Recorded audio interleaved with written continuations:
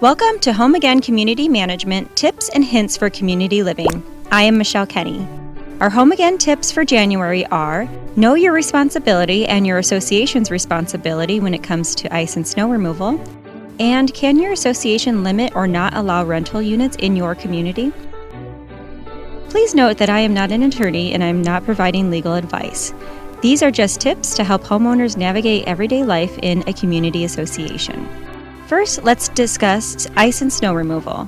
It is very important in association living that you have a clear understanding of who is responsible for what. In the winter, one of the most important items to know is who is responsible for snow and ice removal and in what locations. Every community is different, so you must read your declaration.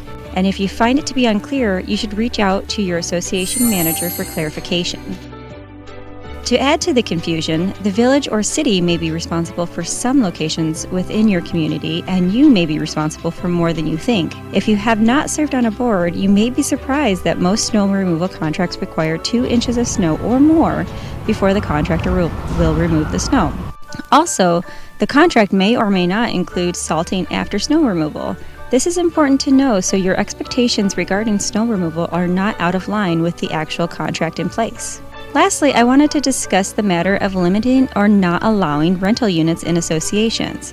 If you are on an association board and this is something you are interested in, your first step should be to consult your association's attorney. I've worked with associations where the board voted to pass a resolution to the rules to limit the amount of rentals in the community, and I've worked with the boards who have amended the declaration to limit or not allow rentals in their associations. Amending the declaration is a much harder goal to achieve because most declarations require 2/3 of the unit owners to vote in favor of the amendment. It is difficult to get 2/3 of any group to agree on anything. But in my experience, the amendment to the declaration is a lot harder to dispute than a resolution to the rules.